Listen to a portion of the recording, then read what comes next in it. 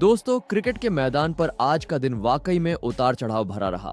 Test cricket की असली खूबसूरती, असली थ्रिल और असली जज्बा हमें देखने को मिला इंडिया ए और इंग्लैंड लायंस के बीच खेले जा रहे सेकंड अनऑफिशियल टेस्ट मैच के दूसरे दिन। जहां पहले दिन का खेल इंडिया ए के नाम रहा था, वहीं दूसरे दिन इंग्लिश गेंदबाजों ने कमाल कर दिया। पहले दिन इंडिया ए की टीम ने शानदार बल्लेबाजी करते हुए 7 विकेट पर 319 रन बना लिए थे। टीम की ओर से केएल राहुल ने जबरदस्त शतक ठोका और ध्रुव जुरैल ने भी ताबड़तोड़ अर्धशतक लगाया। ये दोनों ही बल्लेबाज इंडिया ए की पारी की रीढ़ साबित हुए। लेकिन दोस्तों, जैसे ही आज का दिन यानी दूसरा दिन शुरू हुआ, मानो मैदान का पूरा मिजाज ही बदल गया।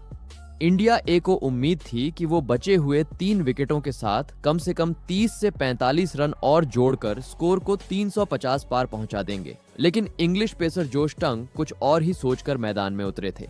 दिन की पहली ही गेंद से जोश टंग ने बता दिया कि आज गेंदबाजों का दिन रहने वाला है। ओवर की शुरुआत ही की थी और सीधे ही तनुष कोटियान को बोल्ड कर दिया। गेंद ने हल्की सी मूवमेंट ली और कोटियन को समझने का मौका तक नहीं मिला। 15 रन बनाकर कोटियन को पवेलियन लौटना पड़ा और इंडिया ए का 8वां विकेट गिर गया। इसी के साथ उम्मीदें अब अंशुल कंबोज और तुषार देशपांडे जैसे निचले क्रम के बल्लेबाजों पर आ टिकी। लेकिन टंग का अगला ओवर और भी विनाशकारी साबित हुआ। इस बार सामने थे अंशुल कंबोज। टंग ने एक अंदर आती हुई गेंद डाली और कंबोज LBW हो गए। अंपायर ने उंगली उठाने में 1 सेकंड भी नहीं लगाया। कंबोज सिर्फ 2 रन ही बना सके।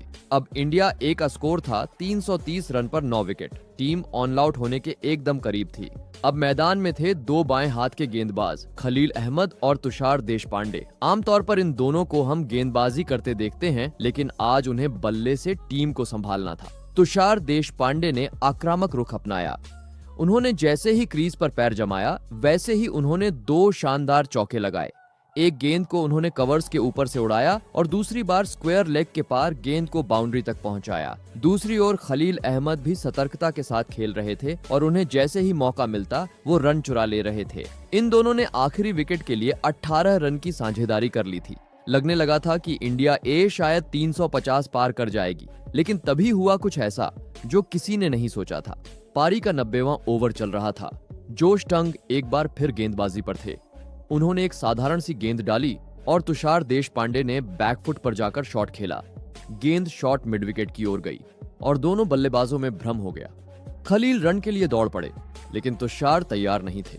तब तक इंग्लिश फील्डर ने गेंद उठाई और डायरेक्ट हिट से स्टंप्स उड़ा दिए और बस तुषार देशपांडे को वापस लौटना पड़ा। उन्होंने 11 अहम रन बनाए, जबकि खलील अहमद 7 रन पर नाबाद लौटे। इस तरह इंडिया ए की पूरी टीम 348 रन पर ऑल आउट हो गई। दिन की शुरुआत में टीम को जितनी उम्मीदें थीं, उस हिसाब से ये स्कोर थोड़ा निराशाजनक रहा, खासकर जब टीम सिर्फ 7 ओवर ही खेल पाई दूसरे दिन में। अगर गेंदबाजों की बात करें तो इंग्लैंड लायंस की ओर से सबसे प्रभावशाली रहे क्रिस वॉक्स। वॉक्स ने जबरदस्त लाइन लेंथ से गेंदबाजी की और 3 विकेट झटके। उन्होंने शुरुआत में भी तोड़फोड़ मचाई थी और अब अंत में भी अपना असर दिखाया। जोश टंग ने भी 2 विकेट अपने नाम किए और वो भी बेहद कीमती विकेट।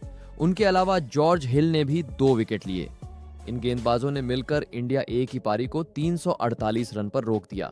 अब देखने वाली बात ये होगी कि इंग्लैंड लायंस की टीम इस जवाबी पारी में क्या करती है। क्या वो इंडिया ए के स्कोर के करीब पहुंच पाएंगे या फिर भारतीय गेंदबाज उन पर हावी हो जाएंगे? क्योंकि अब गेंद खलील अहमद, अंशुल कंबोज, तुषार देशपांडे और शायद नीतीश रेड्डी जैसे गेंदबाजों के हाथ में है। इंडिया ए को एक अच्छी शुरुआत की जरूरत है और शुरुआती विकेट लेना बेहद जरूरी होगा। टेस्ट मैच का ये मोड बेहद नाजुक है। एक तरफ इंग्लैंड के पास मौका है बड़ी पारी खेलने का, तो दूसरी ओर इंडिया ए के गेंदबाजों को चाहिए सिर्फ एक धमाकेदार सेशन, जिसके बाद जैसे ही इंग्लैंड की सलामी जोड़ी मैदान पर उतरी, मैदान का माहौल पूरी तरह से बदल गया। इंग्लैंड की ओर से ओपनिंग करने आए टॉम हेंस और बैन मैककिनी।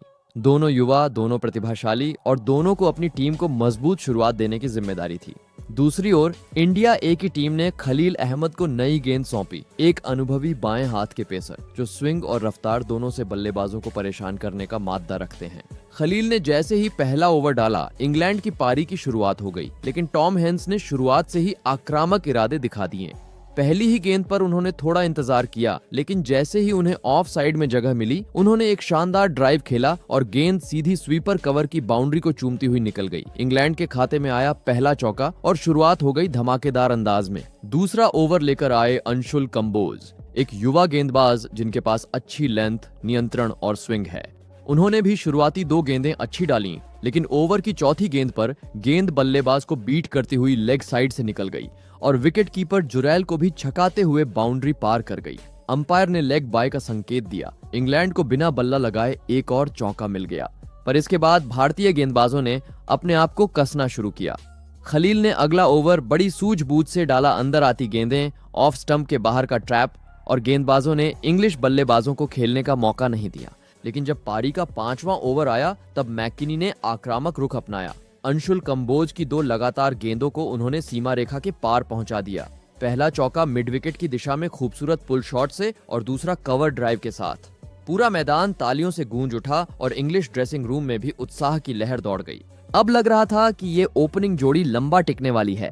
रन रेट भी अच्छा चल रहा था और इंडिया ए के गेंदबाजों पर दबाव बनने लगा था। लेकिन क्रिकेट में कहा जाता है, एक पल में मैच बदल सकता है, और वो पल आया पारी के 8वें ओवर में। गेंदबाज थे वही अंशुल कंबोज, जिन पर कुछ देर पहले 2 चौके लगे थे, लेकिन उन्होंने खुद पर भरोसा बनाए रखा।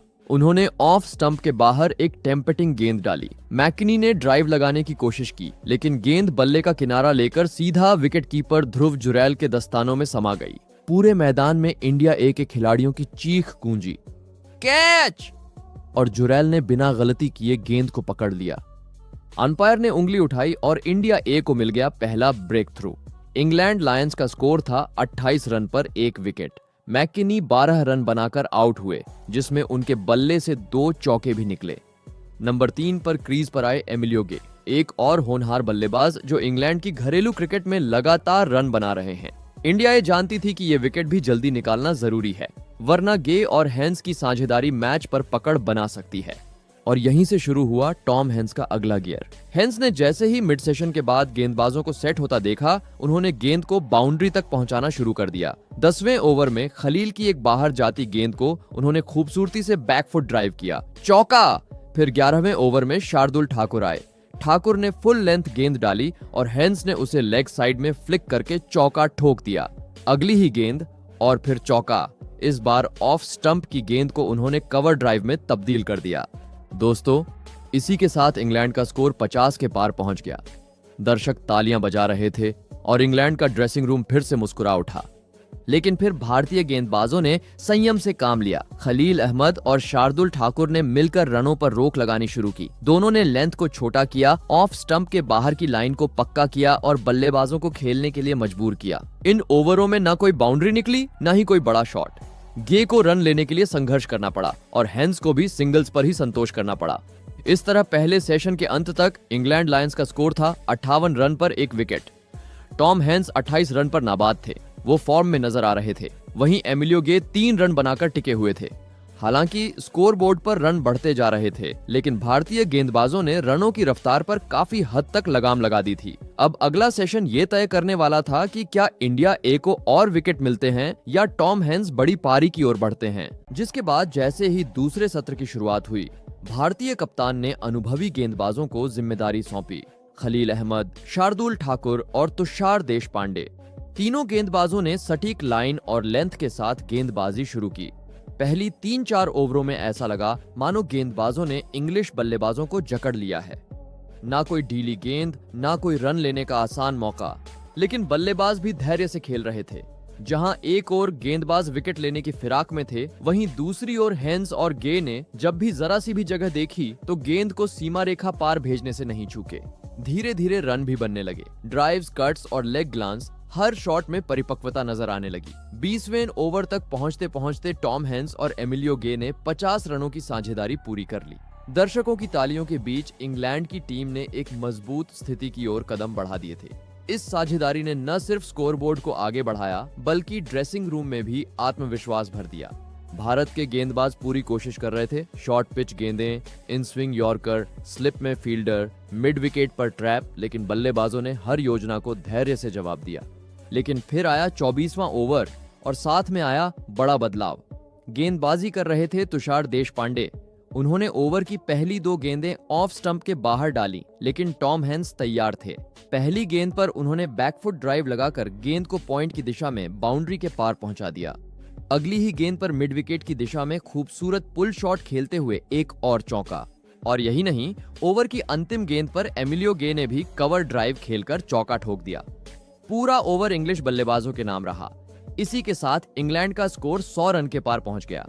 अब भारतीय खेमे में चिंता साफ दिखने लगी थी। इंग्लैंड के बल्लेबाज न केवल टिके हुए थे, बल्कि तेजी से रन भी बटोर रहे थे। 26वें ओवर में टॉम हैंस ने 2 शानदार चौके लगाकर अपनी 50 पूरी कर ली। उन्होंने सिर्फ 74 गेंदों में 50 रन बनाए, जिसमें 9 चौके शामिल थे। उनकी यह पारी समझदारी और आक्रामकता का संतुलन थी। भारतीय गेंदबाजों पर दबाव बढ़ने लगा था, क्योंकि इंग्लैंड की टीम अब न सिर्फ भारत की लीड खा रही थी, बल्कि मैच की कमान अपने हाथों में लेती जा रही थी। लेकिन तभी 28वें ओवर में तुषार देशपांडे ने अपनी सूझबूझ और रणनीति से भारत को बहुत बड़ी सफलता दिलाई।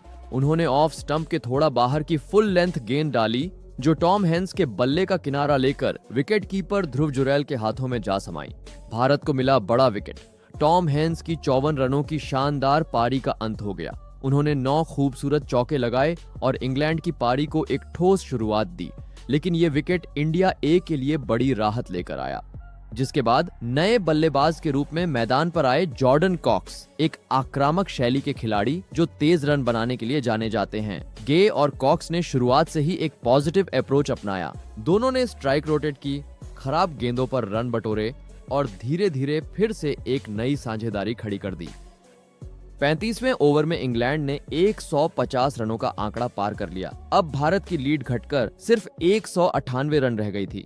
36वें ओवर में एमिलियो गे ने 2 बेहतरीन चौके लगाकर अपनी 50 पूरी कर ली। उनके शॉट्स में तकनीक और आत्मविश्वास दोनों नजर आ रहा था। उन्होंने कवर और मिड ऑन की दिशा में 2 खूबसूरत बाउंड्री लगाई और दर्शकों से जमकर सराहना पाई। यह सिर्फ एक 50 नहीं थी, ये उस साझेदारी की नींव बन चुकी थी जो भारत की मुश्किलें बढ़ा रही थी। कुछ ही ओवरों में गे और कॉक्स की अर्धशतकीय साझेदारी भी पूरी हो गई। अब इंडिया ए को एक और विकेट की सख्त जरूरत थी। फिर आया 41वां ओवर। गेंदबाजी कर रहे थे तनुष कोटियन। उन्होंने अपने ऑफ स्पिन से बल्लेबाजों को छकाना शुरू किया। उन्होंने गे को एक फ्लाइटेड गेंद डाली जो थोड़ा अंदर आई। गे ने बल्ला आगे बढ़ाया, लेकिन गेंद सीधा उनके पैड से टकरा गई। तेज अपील और अंपायर की उंगली ऊपर। LBW out. एमिलियो गे की शानदार 71 रनों की पारी का अंत हो गया। उन्होंने 7 चौके लगाए और इंग्लैंड को मजबूती प्रदान की, लेकिन उनका विकेट भारत के लिए संजीवनी जैसा था। मैच में अब फिर से रोमांच लौट आया था। गे गए के आउट होने के बाद कॉक्स के साथ नए बल्लेबाज मैदान पर आए, लेकिन तभी अंपायरों ने रोशनी की स्थिति को देखते हुए खेल रोक दिया और फिर स्टंप्स की घोषणा हो गई। दूसरे दिन का खेल यहीं समाप्त हुआ। इंग्लैंड लायंस का स्कोर दूसरे दिन के एंड तक था 192 रन 3 विकेट के नुकसान पर, जहां जॉर्डन कॉक्स 31 रन पर नाबाद थे। अब इंडिया ए के पास सिर्फ 156 रन की बढ़त बची है और इंग्लैंड की टीम अच्छी स्थिति में है। तीसरे दिन भारत को चाहिए जल्दी विकेट और सटीक रणनीति, नहीं तो मैच फिसल सकता है हाथ से। अब सवाल आपसे, क्या इंडिया ए तीसरे दिन कर पाएगी वापसी या इंग्लैंड लायंस बनाएगी विशाल बढ़त? अपनी राय हमें कमेंट में जरूर बताइए।